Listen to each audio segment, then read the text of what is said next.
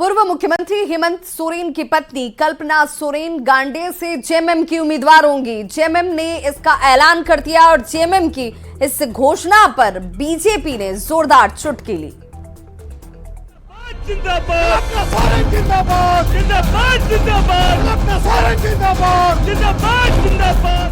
सोरेन परिवार की छोटी बहू कल्पना सोरेन गांडेय में जेएमएम उम्मीदवार होंगी। गिरिडीह के झंडा मैदान में हुई जेएमएम के स्थापना दिवस समारोह के जरिए एक दिन पहले ही उन्होंने राजनीति के मैदान में पहला कदम रखा था। उसी सभा में नम आंखों से उन्होंने कई बार जेएमएम कार्यकर्ताओं को दिलों को कुरेदने की कोशिश भी की थी। आपके समक्ष में खड़ी हूँ बहुत ही भारी मन से। अब जेएमएम की ओर से उन्हें गांडेय में उम्मीदवार बनाने का ऐलान कर दिया गया है। उसका तो ऐलान वहां से हो ही गया है कि वो गांडेय से चुनाव लड़ेंगी और गांडेय की जनता ने भी उस जो कल देखा होगा आपने कि किस तरह का जन सैलाब उमड़ा था गिरिडीह में, और उसमें गांडेय के भी की जनता थी। और उन्होंने जब सरफराज अहमद जी ने वहां मंच से पूछा कि क्या आपको वो स्वीकार है, तो सबने हाथ उठाकर पूरे जोश के साथ सबने साथ दिया कि हाँ, हम लोग इनको अपने विधायक के रूप में चाहते हैं। चाहे वो कल्पना सोरेन जी के आंसू हों, चाहे हम जैसे कार्यकर्ताओं के आंसू हों, चाहे झारखंडी अवाम के आंसू हों, हर एक आंसू की कीमत चुकानी पड़ेगी आने वाले चुनाव में। तमाम झारखंडी कमर कर चुका है और इनको इनकी राजनीतिक औकात बताने का अब समय आ गया है। सभी लोग अब मुस्तैद हैं और चुनाव का इंतजार कर रहे हैं। इस साल की शुरुआत में झारखंड में मची सियासी उथल पुथल के बीच 1 जनवरी को गांडेय के जेएमएम विधायक सरफराज अहमद ने इस्तीफा दे दिया था। उस समय इस्तीफे के पीछे उन्होंने निजी कारण बताया था। तभी से गांडेय से कल्पना सोरेन के चुनाव लड़ने की अटकलें लगाई जा रही थी। अब जेएमएम की ओर से इसकी पुष्टि कर दी गई है। इस पर बीजेपी ने चुटकी ली है। यही झामुमू है जो सरासर झूठ बोलता था कि नहीं, वो तो उन्होंने अपने कारणों से छोड़ा है और ऐसी कोई बात नहीं है। लेकिन आज सच्चाई उजागर हो गई। आज महुआ माझी जी देर से ही सही, लेकिन सच को उन्होंने कबूल कर लिया कि यह सीट कल्पना सोरेन जी के लिए खाली कराया गया था। अगर झारखंड मुक्ति मोर्चा ये कहती है कि कल्पना सोरेन जी को वो सामने ला करके वो चुनाव में कुछ इम्पैक्ट करेगी, तो ये मेरे अकॉर्डिंग ऐसा कुछ नहीं होने वाला, क्योंकि जनता को सब कुछ पता है कि वो लोग सिर्फ एक इमोशनल कार्ड खेल रहे हैं। आदिवासी और मुस्लिम बहुल गांडेय सीट को जेएमएम के लिए बेहद सेफ माना जाता रहा है। साल 1985 से लेकर 2019 के बीच 5 बार इसी सीट पर जेएमएम का कब्जा रहा है। संजय सिन्हा, न्यूज़ 18, रांची। बीजेपी प्रवक्ता प्रतुल शाहदेव ने झारखंड मुक्ति मोर्चा पर जोरदार निशाना साधा है। जेएमएम ने लोकसभा चुनाव में विनिंग कैंडिडेट को टिकट देने की बात कही थी।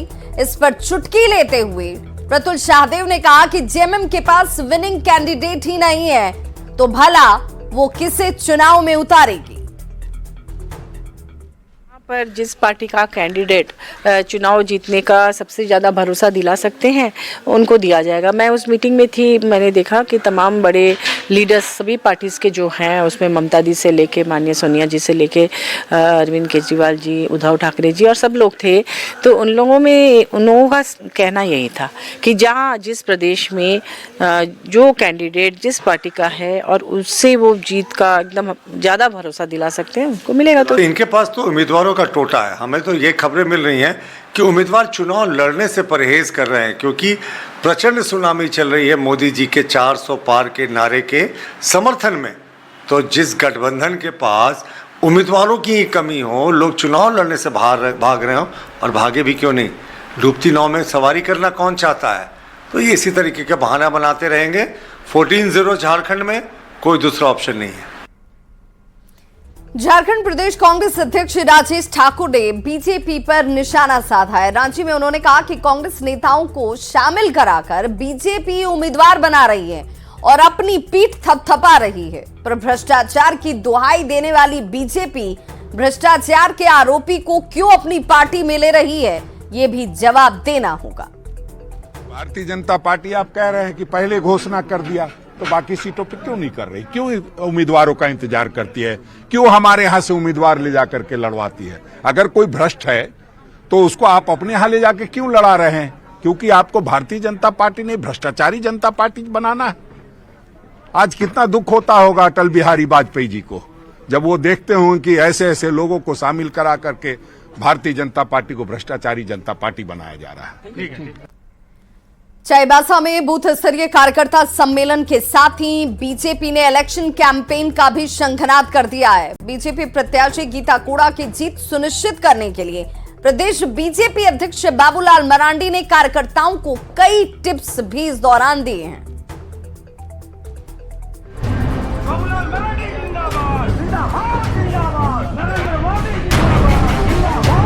चाईबासा के खूंटकट्टी ग्राउंड में कार्यकर्ताओं की भारी भीड़ के बीच बीजेपी ने इलेक्शन कैंपेन का शंखनाद कर दिया।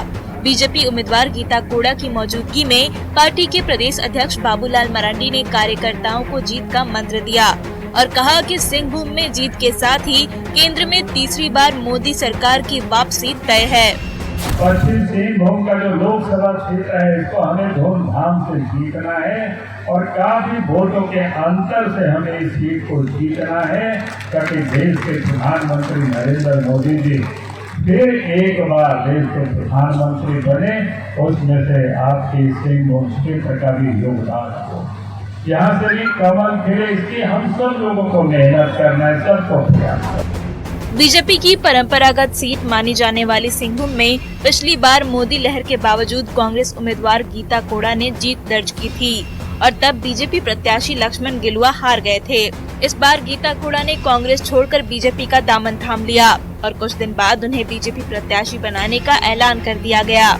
ऐसे में बीजेपी उम्मीदवार बनने के साथ ही गीता कोड़ा ने भी चुनाव प्रचार की बागडोर थाम ली और बीजेपी की सरकार बनाने के लिए कार्यकर्ताओं में जोश भरने की पूरी कोशिश की। जो हम लोगों को लक्ष्य दिया गया है इसे प्राप्त करना कितना जरूरी है, यह एक समय की मांग है, ये झारखंड प्रदेश की मांग है कि हमें यहाँ से एक कमल का फूल आदरणीय मोदी जी को समर्पित करना है। भारतीय जनता पार्टी के एक एक कार्यकर्ता आज से ही बूथ पर लग जाए क्योंकि ये कोई और नहीं कर सकता। सिंहभूम की बीजेपी उम्मीदवार गीता कोड़ा ने चुनावी अभियान की शुरुआत कर दी है, पर उनके मुकाबले महागठबंधन से कौन सा उम्मीदवार होगा इसका फैसला अब तक नहीं हो सका है। रुपेश प्रधान, न्यूज़ 18, चाईबासा।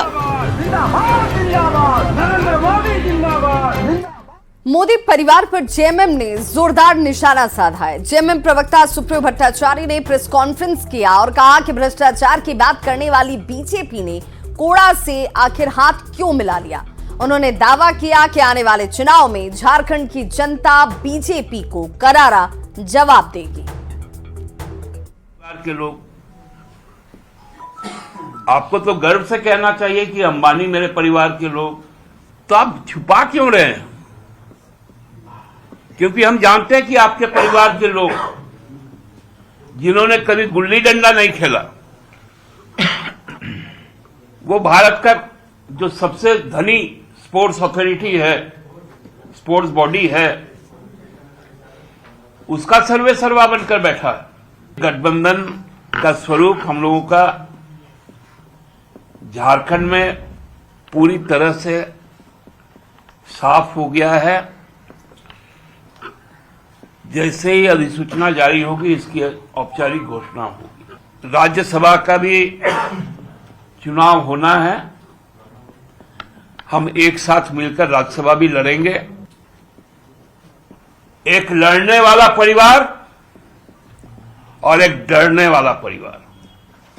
मोदी का परिवार डरने वाला परिवार, सोरेन परिवार लड़ने वाला परिवार। ये परिवार की लड़ाई होगी और यकीनन